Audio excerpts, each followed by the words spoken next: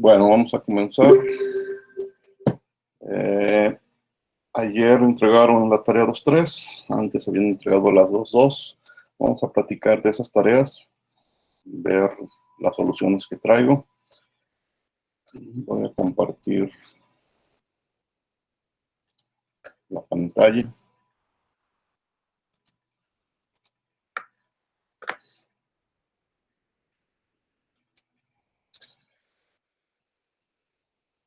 Aquí está la tarea 2.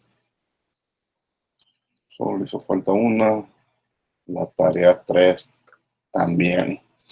Bueno, ya después, el próximo día les llega calificada, pero vamos a ver la solución que tengo. ¿De qué se trataba? Teníamos una tabla, bueno, en 4 partes, teníamos 4 tablas, 2 para el agua, 2 para el refrigerante, y nos daban datos. Y había que contestar los espacios vacíos, es decir, en el primer renglón la temperatura y una descripción de la fase, en el segundo la presión y la energía interna, en el tercero la fase y la energía interna, y en el último de esta primera tabla la temperatura y la fase. Bueno, en el primer renglón tenemos presión y energía interna. Entonces íbamos a tablas de vapor saturado a los 400 kilopascales.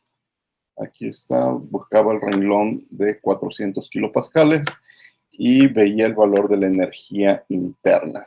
Como líquido 604, como vapor 2500. Pues el 1450 se encuentra entre 604 y 2500, y de ahí ya automáticamente encontrábamos que era un vapor húmedo. Si es vapor húmedo hay que especificar su calidad, y entonces regla de 3 entre el 604 y 2500, sabiendo que 604 corresponde a calidad 0 y 2553 calidad 1, encontraba el valor de 0.434. En el mismo, como es vapor saturado, en el mismo renglón de los 400, aquí está la temperatura de saturación.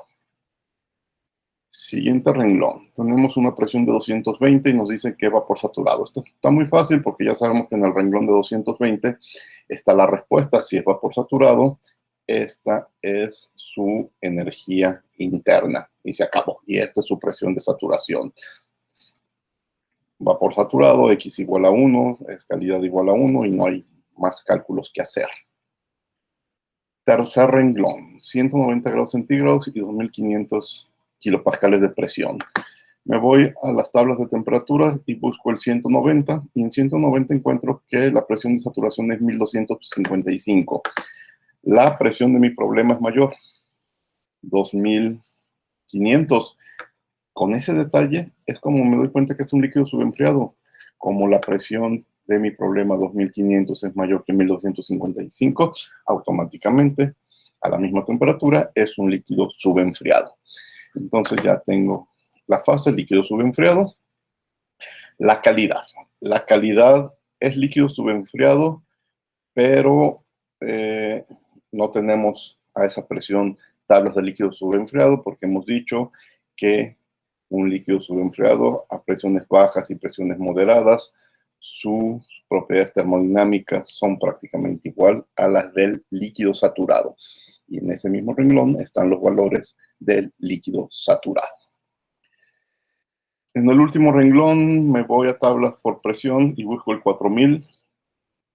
No, el 4000, bueno, no, en este caso me fui directo a las de saturación, porque tenía el 3040, entonces me fui directo a las de saturación, 4 megapascales, bueno, que son los 4000 kilopascales, y encontré que este 3040 se encuentra entre estos valores en la tabla de saturación. Específicamente 3040 está entre el 2000. No, esto es entalpía, pero no me hagan caso, eso no es cierto. Es esta columna la que tengo que ver, y específicamente el 3040 está entre 3111 y 3100, entonces la respuesta está entre 450 y 500 grados. Hacemos una interpolación y obtenemos el 466. Bueno, y ahí están las respuestas de la primera tabla. La diferencia con la segunda tabla es que el valor que nos dan ya no es energía interna, ahora es con volumen específico, pero de nuevo nos dan algunas temperaturas o presiones o fases o volúmenes específicos. Primer renglón, 50 grados centígrados. Voy y busco el renglón de 50 grados centígrados en saturación y veo que el volumen, aquí es el volumen del líquido saturado y este es el volumen del vapor saturado. El de mi problema 772 está entre 0,01 y 12, que es el del líquido saturado y el vapor saturado. Por lo tanto, está aquí en medio y de nuevo se trata de un vapor húmedo. Una regla de 3 y encuentro, no una regla de 3, perdón, una ecuación una interpolación y encuentro la calidad. Y pues la presión de saturación es la de las tablas. Y se acabó. Siguiente renglón, presión de 400 y es un vapor saturado. De nuevo, muy sencillo porque ya sabemos que está en el renglón de presión de saturación, de vapor saturado. Buscamos el 400 kilopascales y aquí están las respuestas. Nos piden volumen del vapor saturado, aquí está el punto 42. El 001 es el del líquido saturado. Y esta es la temperatura de saturación, directo de tablas.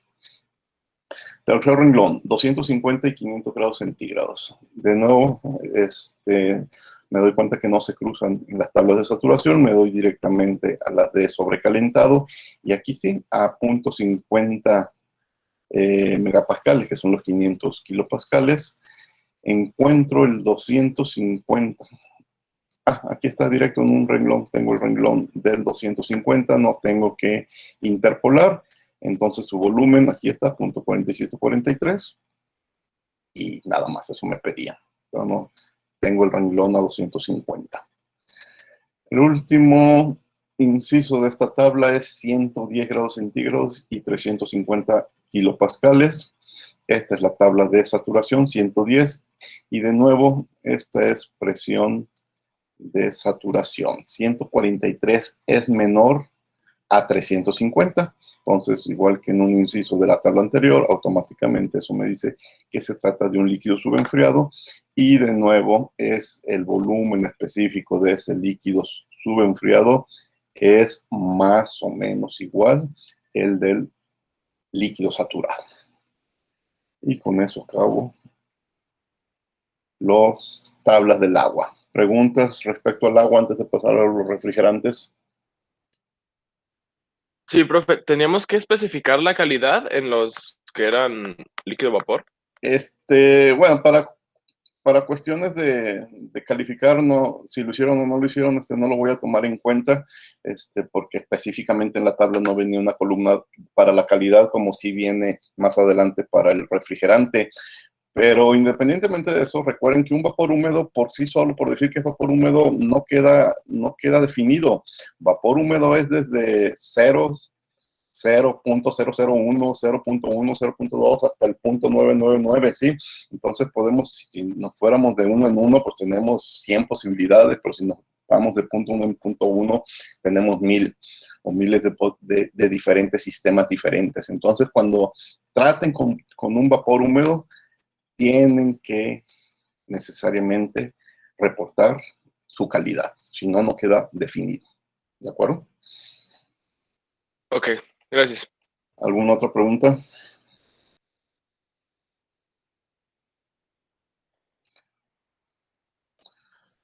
Bueno, seguimos con el refrigerante. Otras dos tablas. La diferencia es que era un refrigerante y había que ir a las tablas del Sengel, creo que a partir de la 11, 12 y 13, 14 quizás.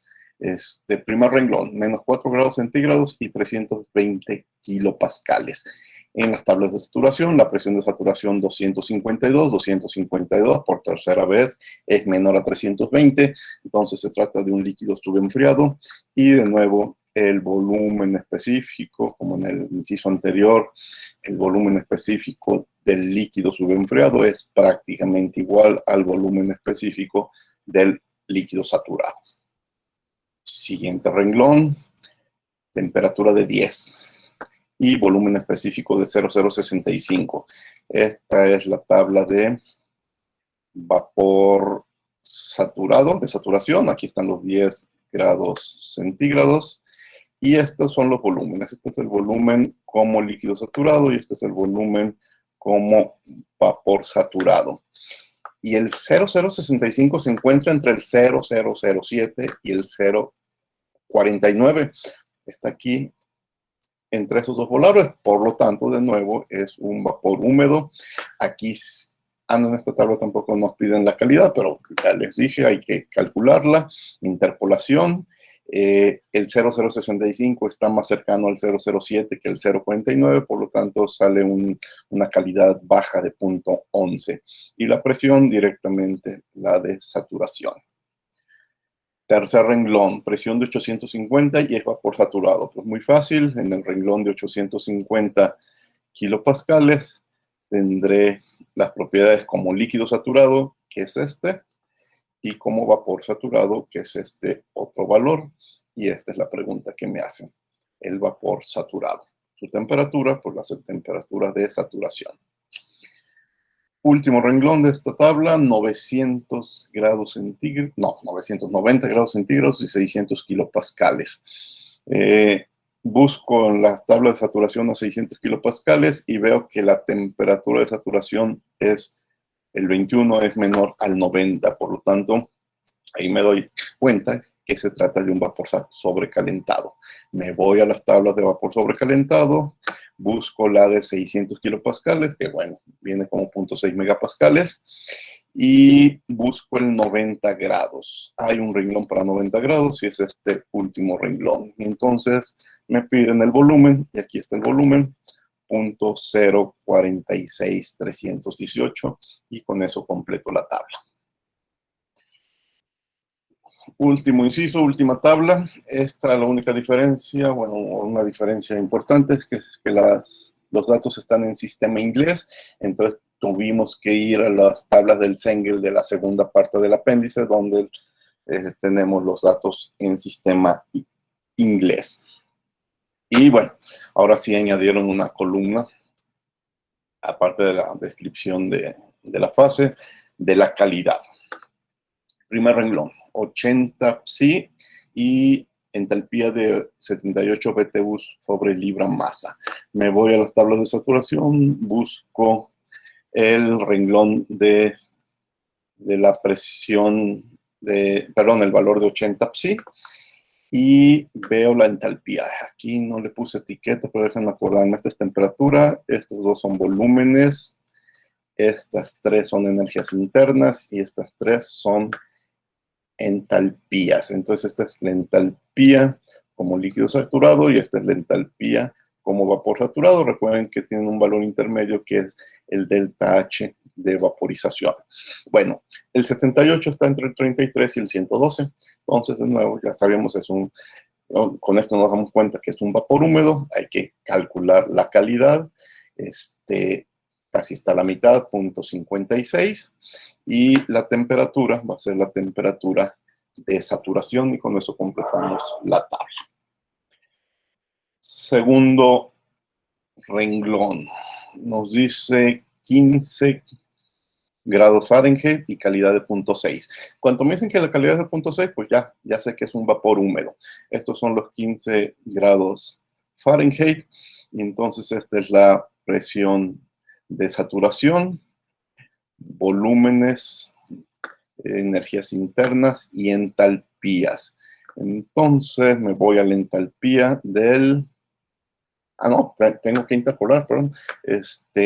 Si la calidad es de 0.6, la entalpía del líquido saturado es 16, la entalpía del vapor saturado es 105 y para el 0.6 tengo que interpolar entre 16 y 105 y aquí está la respuesta. Entre 16 y 105 encontramos el 69.9. Lo que sí está aquí en tabla pues es la presión de saturación directamente. Tercer renglón.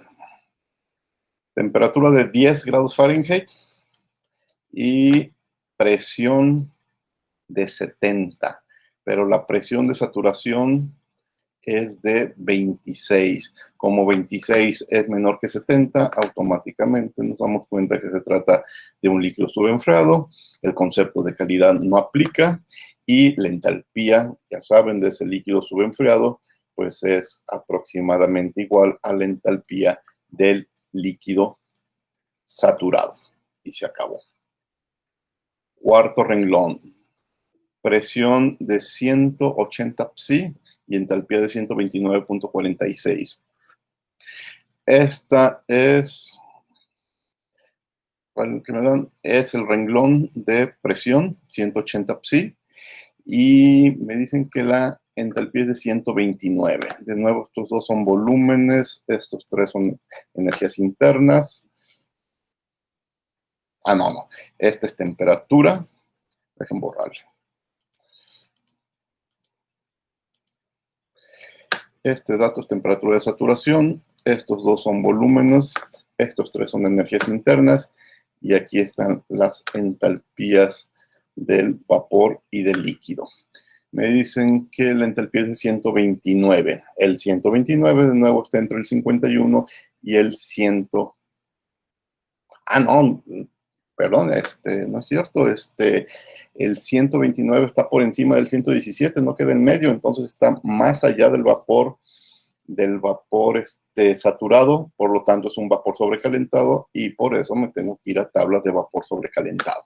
Busco la tabla 180 psi, busco el par de renglones que más se acerquen al 129.46, pero coincidentemente en este problema está exactamente tabulado el 129.46. Bueno, el autor lo hizo con todo propósito para decirnos que la temperatura de este vapor es de 180 grados Fahrenheit, es decir, es un problema en el que quiso decir que tenemos una presión de 180 psi y una temperatura de 180 grados Fahrenheit. Escribió el valor necesario para encontrar 180 y 180, pero es un vapor sobrecalentado. Y el último renglón está muy fácil porque me dice que la calidad es de 1. Si la calidad es de 1, se trata de un vapor sobrecalentado. La temperatura es de 110 grados Fahrenheit y entonces esta es la presión de saturación, 161 directamente. Y aquí están las entalpías. Este último valor es la entalpía del vapor saturado y se acabó. Bueno, entonces eso es más o menos el trabajo que tenemos que hacer para conocer las propiedades de sustancias. ¿Alguna pregunta de lo que hicimos con el refrigerante?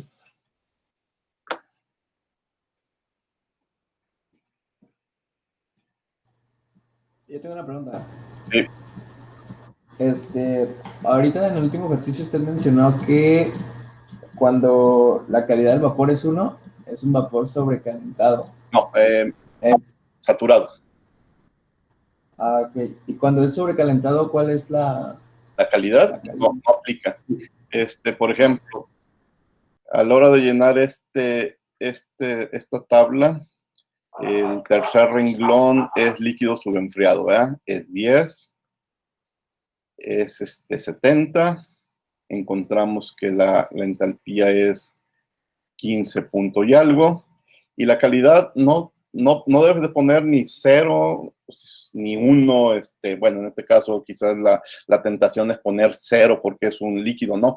Hay que escribir no aplica o poner una raya o de alguna forma dar a entender que el concepto de calidad no aplica para líquidos subenfriados. Sí, y aquí ya escribes pues que se trata de líquido subenfriado. También en el cuarto renglón, pues debe de haber otra raya o otra leyenda que diga no aplica. Es un error escribir 1 porque es líquido subenfriado, escribir 0 porque es líquido subenfriado o escribir 1 porque es vapor sobrecalentado. El 0 nada más aplica exactamente para el líquido saturado y el 1 exactamente para el vapor saturado. ¿De acuerdo? Ok, gracias. Profesor, tengo otra duda. Sí. En el cuarto renglón, usted pone que es 180 grados Fahrenheit. Sí. Y en las tablas del Sengel, aparece que es en 160 grados. Es que creo que la presión la puso 180 y en el ejercicio viene 100. No, creo que puso 160 y la presión es 180 o algo así, ahorita acabo de ver A ver, lo que en pasa, las tablas. pero esta es la tabla, esto que estoy mostrando aquí es la tabla. Si se fijan, es 180 psi, ¿sí? Entonces, este es el recuadro a 180 psi. Y me dice que la entalpía es de 129,46. Y este es el renglón de esta es la columna de entalpías. Esta última columna es de entropía y esta es de energía interna. Entonces yo busco aquí el 129,46. Yo esperaba que iba a interpolar, pero me encuentro exactamente el 129,46 y está en el renglón del 180. No entiendo cuál es la duda. Es que en las tablas tal cual de Sengel está en 160. Creo que ¿Hablas del Sengel? está recorrido. No sé si Creo, está profe. recorrido la imagen un poco. Ah, está recorrido, sí es cierto. Sí, Es 120, 140, 160. Pues no. creo que Pero la duración corresponde a punto 2581, el primer renglón. Luego 120 es el que sigue. Ah, es este el problema. Sí es cierto, es esto, es esto. Así que 160 pues sí viene correspondiendo a 129,46, es la única duda. A ver, ya me confundí. Déjenme ir a las tablas, a las Sí, mejor. tablas y no a copiar y pegar que yo hice. Y entonces nos vamos a la parte en unidades inglesas, tabla 6, tabla 7, creo que tiene que ser la 14, tabla 12, tabla 13, la 13. La 13 a 180 psi. 180 psi, aquí está.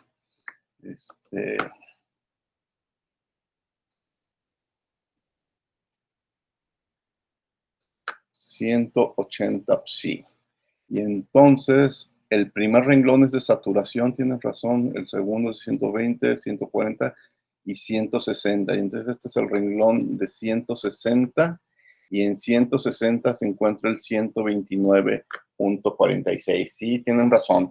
El error que yo cometí es que hice dos capturas de pantallas, el de temperatura aparte, no las acomodé correctamente. Sí, y el primero es de saturación. Y sí, tienen razón. Entonces aquí la respuesta es 160. Yo pensé que el autor había querido hacer el 180, 180, pero no. Es 160, de acuerdo a las tablas. Sí, muchas gracias. Sí, no se preocupe. Gracias. ¿Algún otro comentario?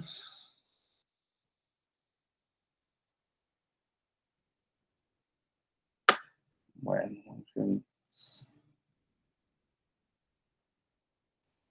Cerrar esto.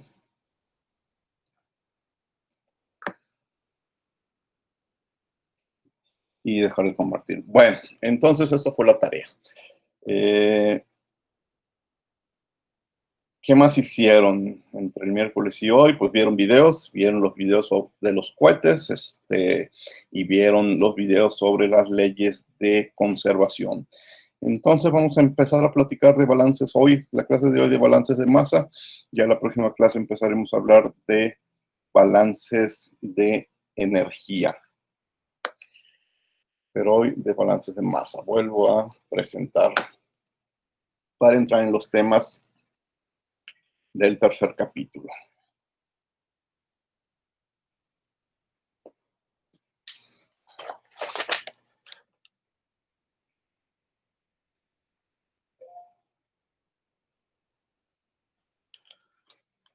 Bueno, en este tercer capítulo vamos a ver cómo aplicar la primera ley de la termodinámica en una gran variedad de situaciones, y la referencia que estoy tomando, pues toma como ejemplo un cohete. Les decía, un cohete no es un ejemplo clásico de la ingeniería química, pero un buen ejemplo para ver cómo los cálculos de masa y energía generadas en un proceso influyen de manera decisiva en el éxito o el fracaso del proceso.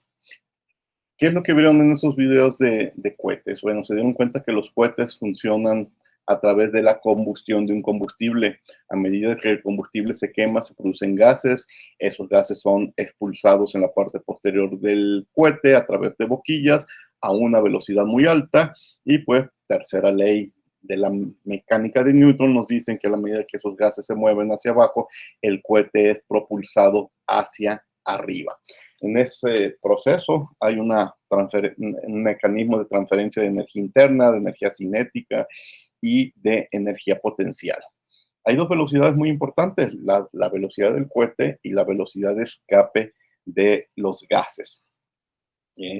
Los balances de energía en este proceso son mucho más complicados que en el caso de un objeto que cae. Es fácil equivocarse y es un error típico. Y ejemplos de esos errores, históricamente se sabe que hay una prueba cuando se estaban diseñando los primeros cohetes atribuida a un señor de apellido Bickerton, en que aplicó la primera ley de la termodinámica para demostrar que un vuelo espacial era imposible. Ustedes de los videos se dieron cuenta que la velocidad para escapar de la Tierra, la velocidad de escape es de 7 millas por segundo. Bueno, pasados a kilómetros por hora, es aproximadamente de 28,000 kilómetros por hora.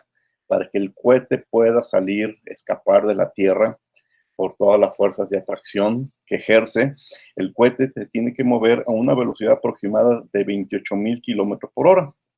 Para lograr eso, se necesita de un combustible que nos genere esa energía térmica. Y entonces hizo cálculos y se dio cuenta que necesitaba extraer por lo menos 15,000 calorías por gramo, es decir, unos 63 kilojoules por gramo. Luego, investigando materiales, dijo, el explosivo más potente que conocemos es la nitroglicerina, y la nitroglicerina solo te da 1,500 calorías por gramo, ¿sí? Mientras que tú necesitas para escapar de la Tierra 15,000 calorías por gramo. Entonces, a partir de esos cálculos de balances de masa y energía, este señor dijo, jamás vamos a poder escapar de la Tierra en un cohete. Sin embargo, sabemos que eso no es cierto, que se puede salir de la Tierra en un cohete. Ahora, el otro detalle es que sus cálculos no son incorrectos. ¿Pero qué pasó? Sus cálculos son correctos. Lo que él está diciendo de la velocidad de escape es cierto. Lo que nos dice de que la nitroglicerina cuando explota solo nos da 1,500 calorías por gramo es cierto. El que necesitamos al menos 15,000 calorías por gramo también es cierto. En eso no se equivocó, sus cálculos son correctos. Sin embargo, él estableció no vamos a poder salir en un cohete de la Tierra, y es un hecho que no es cierto, que sí podemos. Las matemáticas no fueron el problema, los números son precisos. Aquí fue un detalle muy interesante, y es el hecho de que el combustible del cohete no tiene por qué salir de la Tierra. Lo que queremos que salga es el cohete. El combustible se puede quedar, es más, se tiene que quedar, se tiene que quemar antes de salir de la Tierra. Y ese fue el detalle. La carga útil del cohete es lo que tiene que salir, el propio cohete, el equipo, los astronautas, es lo que necesita entrar al espacio. Entonces no necesitamos un explosivo. Él estaba pensando en un material como la nitroglicerina que explotara y la fuerza de esa explosión te llevara fuera de la Tierra. No, lo que necesitamos es un combustible que se vaya quemando en una reacción química, que se vaya quemando poco a poco. Y en esa época en que se hicieron esos cálculos, pues ya había combustibles que al quemarse, al llevar a cabo la combustión, por ejemplo, el queroseno, te daba más de las 15,000 calorías. Por ejemplo, el queroseno te da 20,000 calorías. 10 gramos de una mezcla de queroseno que se quema con oxígeno libera más de 20,000 calorías cuando se quema. Entonces, fue un detalle de cómo aplicar los balances, ¿sí? No necesitabas una explosión, necesitabas una reacción. Y entonces, pues, fue posible salir en cohete de la Tierra. Vean, ustedes se dieron cuenta en los videos, hacer un balance de momentum para un cohete no es algo sencillo, es algo complicado, hay que tomar en cuenta muchos factores. Ya también en los videos se dieron cuenta porque es mucho más sencillo, mucho más cómodo despegar vertical y no como avión, y qué opciones tenemos de hacer despegues diferentes al despegue vertical. Aquí hay otro diagrama que hace un balance sencillo de la reacción y de las fuerzas que se ejercen en los cohetes. Pero bueno, simplifiquémoslo. El problema básico es, tenemos un estado inicial, tenemos un estado final. El estado inicial es con velocidad, con el cohete estático en la Tierra, pero contiene combustible y el cohete en sí. El estado final tiene que alcanzar una velocidad muy alta, una altura muy alta. Obviamente tiene que seguir ahí el cohete, pero no necesariamente el combustible. Y entonces, como ingenieros, este problema aparentemente sencillo, hay muchas preguntas que tenemos que contestar, y que gran parte de esas preguntas las contestamos con balances de masa y de energía. Por ejemplo, ¿cuánta energía se libera realmente cuando se quema el combustible? ¿Qué forma tiene esa energía específicamente? ¿Qué pasa con los productos de combustión, principalmente el CO2 y el agua? ¿Tiene energía almacenada interna, potencial y cinética, y se la lleva el cohete cuando sale del sistema? ¿Cómo influye este fenómeno en la velocidad y en la altura alcanzada por el cohete? Algo que no hemos platicado, pero creo que en los videos sí se platica. ¿Qué pasa con la resistencia del aire? Los cohetes se mueven muy rápido, pero están atravesando una alberca de aire que no es fácil de dejar. No ejerce las presiones que ejercería el agua, pero salir de esa nube de aire tiene sus complicaciones respecto a la resistencia, respecto a las fuerzas de fricción que se generan. El aire representa una fuerza que se opone al movimiento del cohete, y cae en la categoría de trabajo. Entonces, como se dan cuenta, es un problema muy interesante. No hay respuestas sencillas, no hay respuestas simples. Hay que analizar el sistema en muchos detalles, hacer muchos subsistemas y hacer balances de energía y masa. También en el tiempo, no es un problema, obviamente, en estado estacionario, y el tiempo juega un papel importante en estos balances. Por ejemplo, al analizar un cohete no se puede cuantificar la energía almacenada en los gases de escape sin saber cuánto gas se libera realmente. Un balance de materia te permite relacionar la cantidad de CO2 y agua producidas con el combustible quemado. Esto me recuerda, bueno, el lunes, ya saben, vamos a hablar de los proyectos que les van a tocar, y a muchos de ustedes les va a tocar proyectos que tienen que ver con reacciones de combustión. Y pues mucho de lo que aquí estoy ahorita simplemente haciendo plática, pues ustedes los van a tener que calcular en su proyecto. Bueno, vamos a hablar.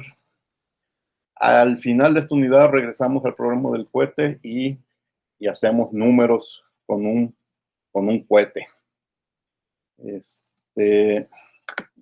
Permítanme.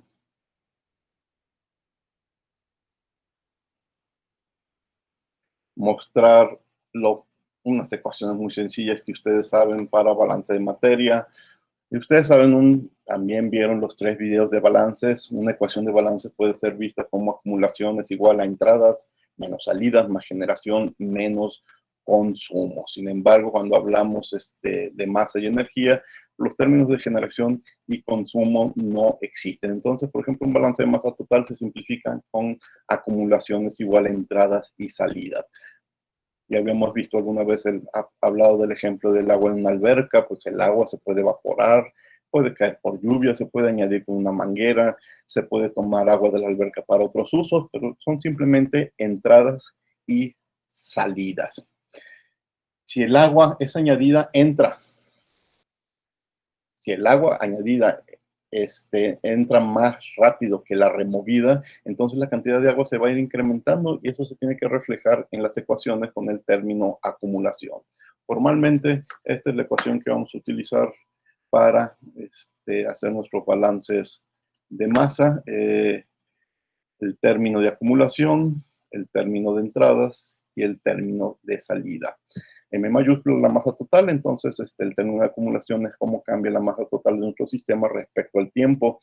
M minúscula puntos va a ser el símbolo que utilicemos para flujos másicos. Hay que contabilizar, por eso la presencia de los sumatorios, todos los flujos másicos que estén entrando a nuestro sistema. Y también restarle y contabilizar todos los flujos másicos que estén saliendo de nuestro sistema. Entonces, dm sobre dt representa el término de acumulación, la velocidad a la cual la masa total está cambiando. Y del lado derecho de la ecuación tenemos los flujos de entrada y salida. Ahorita voy a platicar dos ejemplos, los que voy a llamar el ejemplo 3.1 y el ejemplo 3.2.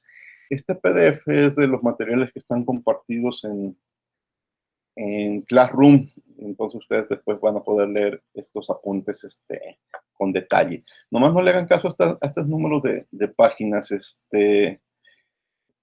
como ahora de forma virtual estoy preparando los ejemplos por separado, pues ya no tienen que ver con las páginas de otro documento que les mostraba cuando las clases eran presenciales. Lo que sí, se van a seguir llamando los ejemplos 3.1 y ejemplos 3.2. Ahorita los platicamos. Bueno, un último comentario. Si los balances son independientes del tiempo, pues podemos utilizar esta ecuación más sencilla. Simplemente no hacer un balance de flujo, sino un balance de masa total. Masa final menos masa inicial es igual a la suma de todas las masas que entran menos la suma de todas las masas que salen. Entonces, en algunos problemas me conviene utilizar esta ecuación independiente del tiempo y en otros pues tengo que utilizar esta ecuación de balance total en función de flujos másicos. El tema sigue con balances de energía, pero esto ya lo dejo para el lunes. Vamos a revisar este par de ejemplos 3.1 y 3.2 que tienen que ver con balances de masa.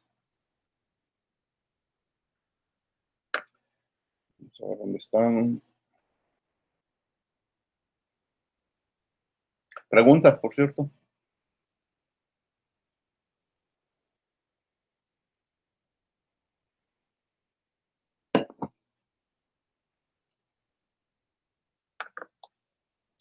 No, todo bien. Pues vamos. Y vieron los videos, ¿verdad? Sí. Sí. Estos ejemplos sencillos se resuelven solamente con balance de masa. No necesitamos balances de energía, ya se van a dar cuenta. Ejemplo 3.1, compresión de un vapor. Tenemos un recipiente de 50 metros cúbicos y, 50 no, 5. Aquí va un punto. 5 metros cúbicos de vapor sobrecalentado a 300 grados centígrados y presión de 1 bar. Si nosotros vamos a las tablas y buscamos el 300 y el 1 bar, lo vamos a encontrar en las tablas de vapor sobrecalentado. Es un cilindro, tiene un pistón que nos permite cambiar el volumen y vamos a comprimir el vapor. Y el vapor se comprime, muy importante en este problema, isotérmicamente. Entonces, a 300 grados centígrados se comprime y pues si disminuimos el volumen, pues va a aumentar la presión y la presión aumenta de 1 bar a 5 bar, pero no sabemos el volumen final y esa es precisamente la pregunta, ¿cuál es el nuevo volumen? Fíjense que, bueno, no sé si aquí ya nos dimos cuenta que se puede resolver nada más haciendo balance de masa, no es necesario involucrar energía. Como siempre, primero tenemos que definir el sistema. Si queremos conocer el volumen final del vapor, pues el sistema obviamente es el vapor. Los volúmenes específicos los conocemos. Tenemos la presión, tenemos la temperatura, vamos a tablas. Confirmamos que se trata de vapor sobrecalentado y pues en tablas tanto 5 bar como 300 grados centígrados, como 1 bar y 300 grados centígrados, esos dos pares de datos los podemos cruzar en las tablas de vapor sobrecalentado y así me doy cuenta que los volúmenes específicos son 0.52 y 2.6.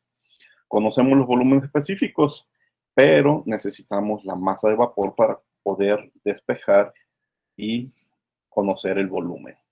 Entonces, de ahí la necesidad de hacer un balance de masa. No necesito tanta ecuación porque es un sistema cerrado. Entonces, en un sistema cerrado no tengo flujos de masa de entrada, no tengo flujos de masa de salida, y lo que encuentro es que el cambio de masa con respecto al tiempo es igual a cero. Eso ya lo sabíamos. Desde que veo que el sistema está cerrado, pues me doy cuenta que la masa es una constante, entonces la masa inicial y la masa final del sistema es la misma. Si es la misma, y yo sé que al inicio el volumen el volumen inicial es de 5 metros cúbicos, pues ya se acabó el problema. 5 metros cúbicos entre el valor encontrado en tabla 2.63 me dice que la masa en todo momento es de 189 kilos. Entonces multiplico, digo 1.89 kilos. Multiplico 1.89 por el segundo dato de volumen específico y encuentro que el volumen final es de 0.99 metros cúbicos. Un ejemplo muy sencillo, aquí se acaba. Pero bueno, también el otro detalle es qué tan fácil yo me puedo dar cuenta que lo único que necesito es un balance de masa y no pierdo tiempo planteando balances de energía. Piensen en eso. Ejemplo 2, un poquito más complicado, vamos a involucrar el tiempo. El lavabo del baño de su casa se desborda. ¿Cuál es la situación? Un lavabo de 4 litros de capacidad contiene al inicio 2 litros de agua, ¿sí? Y en cierto momento se abre el grifo y por el grifo empiezan a caer 1 kilo de agua por minuto, pero también está abierto una válvula de drenado en la parte inferior y permite que salgan 10 centímetros cúbicos de agua por segundo. Cuando ustedes hagan las conversiones adecuadas, se van a dar cuenta que 1 kilo por minuto es un flujo mayor que 10 centímetros cúbicos por segundo. Entonces se va a ir acumulando el agua. Con el tiempo, después de algunos minutos, está cayendo agua, pero aquí es más el kilo por minuto y hace que el lavabo alcance un volumen de 4 litros y va a llegar un momento en que el agua se empieza a derramar. La pregunta es esa: ¿en cuánto tiempo se va a desbordar el agua en el lavabo? De nuevo, primero pensar en el sistema. El lavabo se va a inundar cuando el volumen de agua supere los 4 litros. Al principio tiene 2 litros. Entonces, pues, mi sistema es el agua en el lavabo, porque el problema termina en el momento en que la primera gota de líquido se derrama. Entonces, siempre mi sistema va a ser el agua en el lavabo, que va de 2 litros a 4 litros. Un balance de masa. Aquí sí conservamos todos los términos de la ecuación. El agua se está acumulando, entonces dejamos el término de acumulación. Hay un flujo de entrada. Quizás el detalle es que no es necesario el sumatorio porque es solo uno, el agua que sale del grifo. Y hay un flujo de salida. También no es necesario el sumatorio entonces porque es solo un flujo de salida, que es el agua que escapa por la válvula inferior. Entonces, simplificando, pues está que la acumulación es igual al flujo másico de entrada menos el flujo másico de salida.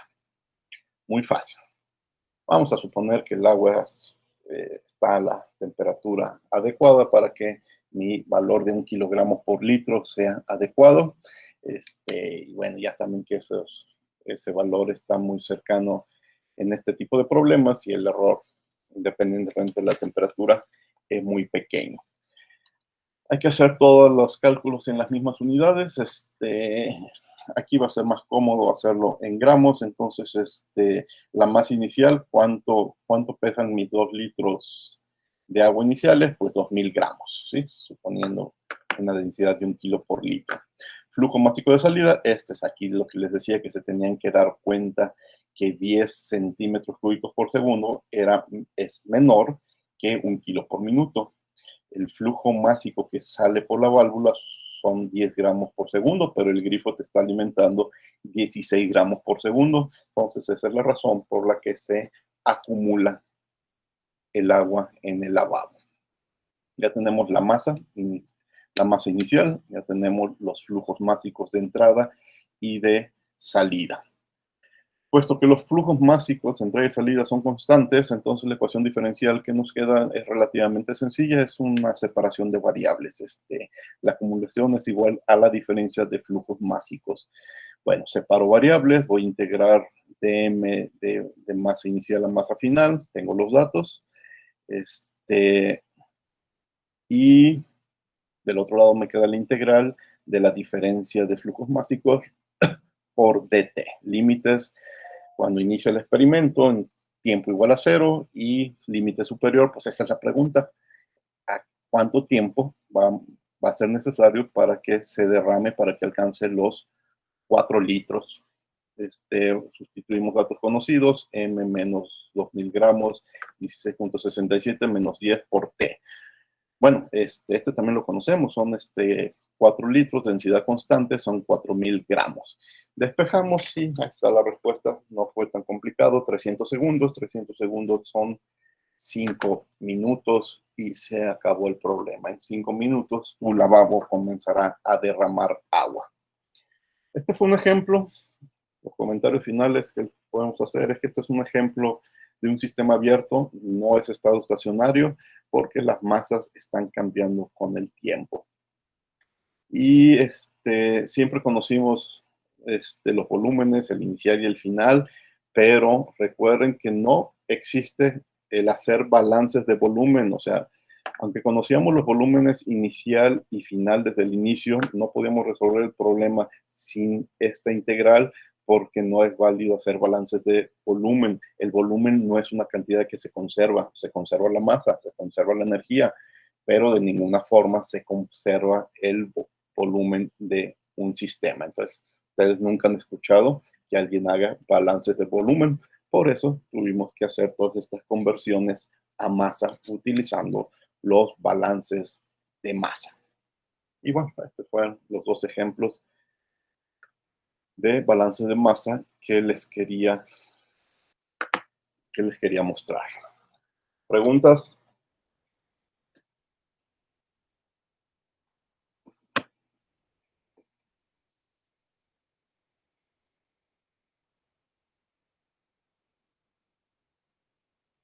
Nada, todo bien. Todo bien, Sí, profe. todo- Bueno, pues ya casi nos vamos, solamente me hace falta su tarea.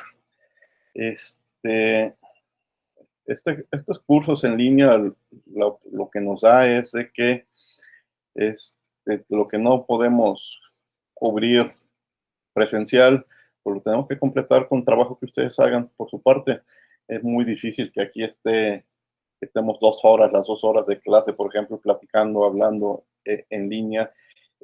Entonces, tenemos que completar con tareas y por eso están llevando tareas sencillas, tareas muy simples, no son como los problemas que podrían esperar para los exámenes, pero sí son tareas que les permitan practicar lo que en un problema más complejo tienen que hacer, de nuevo se los digo, rápido y bien. Bien, ¿cuál es la tarea que se llevan de hoy para que la entreguen de hoy al lunes? Vamos al Classroom.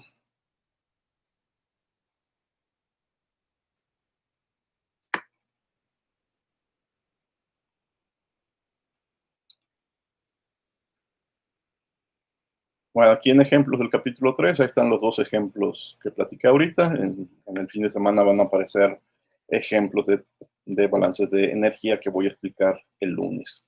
Pero aquí está la tarea 3.1. Es un PDF que pueden abrir. Límite para entregar el lunes 9 de la mañana antes de la clase. ¿De qué se trata? Van a escribir una rutina en una hoja de cálculo. Pueden usar Excel, pueden usar la hoja de cálculo de Google o el Numbers que viene en las computadoras Mac, o cualquier otra hoja de cálculo que a ustedes les guste, para hacer una rutina que permita calcular lo siguiente. La capacidad calorífica de un gas ideal a una temperatura determinada, el cambio de energía del mismo gas, si yo le doy un intervalo de temperatura definido, le digo vas de temperatura 1 a temperatura 2, y el cambio de entalpía de ese mismo gas ideal, si yo bajo para el mismo intervalo de energía, digo de temperaturas.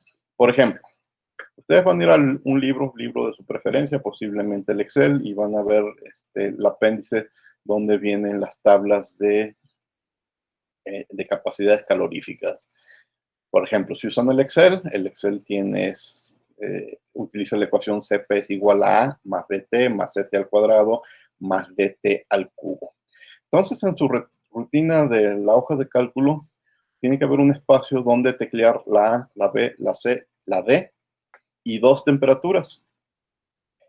Y entonces, unos renglones más adelante, yo voy a poder leer cuál es la capacidad calorífica a la temperatura 1. La capacidad calorífica a la temperatura 2, delta U delta U en el intervalo de temperatura 1 a temperatura 2 y delta H también en el mismo intervalo de temperaturas de T1 a T2. Así de fácil. Yo tecleo estos 2, 4, 6 números y abajo me aparecen 4 resultados. Por favor, que en las casillas sean lo más claro posibles en qué unidades yo debo de teclear estos datos y en qué unidades me están ustedes reportando los resultados. Está muy fácil. Es simplemente pedir en la rutina que te resuelva esta ecuación y luego resolver la integral, bueno, en el caso de delta U, CB por delta T, en el caso de delta H, CP por delta T.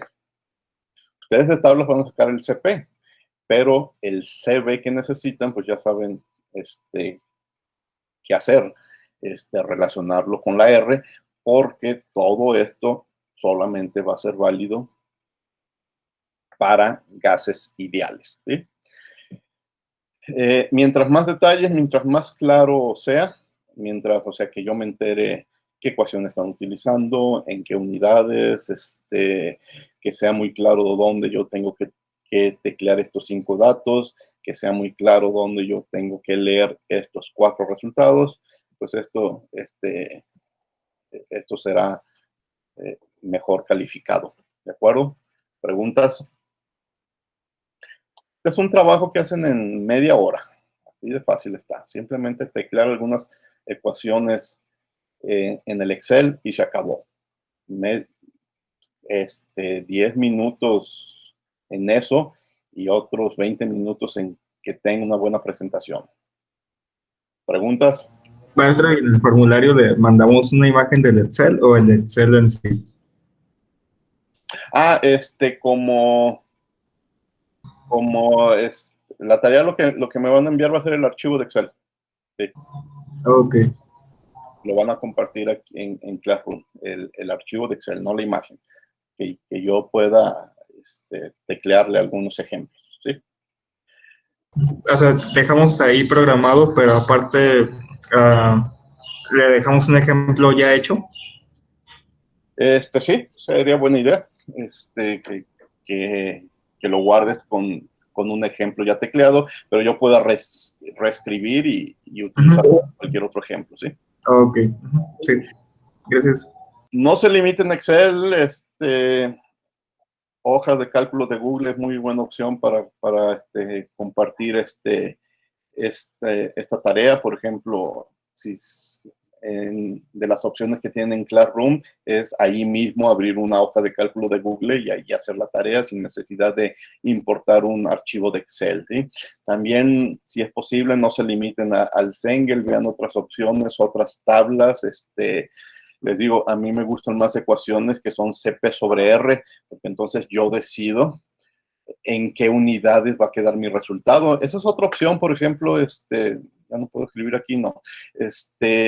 Si es C sobre R, la rutina me puede preguntar la R, ¿con qué R quieres trabajar? Y entonces los resultados van a quedar en función de la R que yo tecleé. Y eso podría ser más interesante, más general, ¿sí?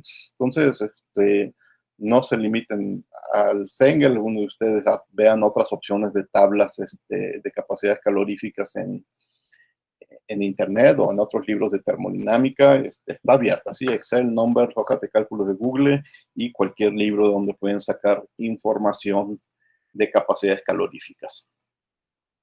Y bueno, ahí ya se quedan con un programa sencillo que lo pueden utilizar en cualquier momento, en cualquier tarea para calcular capacidades caloríficas y ya no tienen que recurrir a su calculadora. ¿Alguna otra pregunta? Sí, profe, disculpe, ¿qué es una rutina? La rutina es la hoja de cálculo, nada más, ¿sí?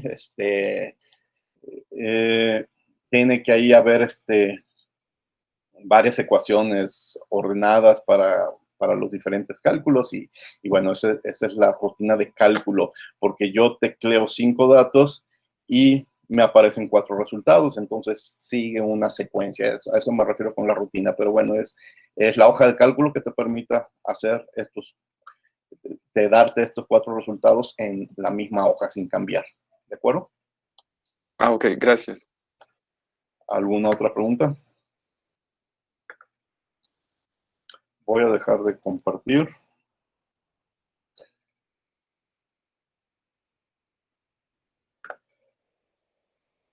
Bueno, entonces eso es para el lunes. El lunes les dejo otra tarea que son preguntas teóricas sobre balances y así no le iremos llevando cada clase. El lunes le dedicamos tiempo a explicar los proyectos que les tocó a cada uno de ustedes. Quizás el domingo, no sé qué día termine, ya estén en Classroom, pero el lunes los platicamos. Voy a finalizar la grabación para ver quién se la queda. Profe, Sí, creo que ya sé por qué me deja la grabación a mí. porque eres la primera en llegar. No, no soy la primera. Entonces, ¿por qué? Hoy me esperé y es que me aparece aquí que soy organizadora. ¿Y dónde ves eso de que eres organizador? Si quieres se lo comparto. Sí, para revisar ese detalle, porque aparece. Sí, porque ahorita, bueno, lo cancelé, pero estoy viendo que ahorita al detener la grabación va a quedar a tu nombre, Nadia. Entonces, Es que me aparece aquí este segurito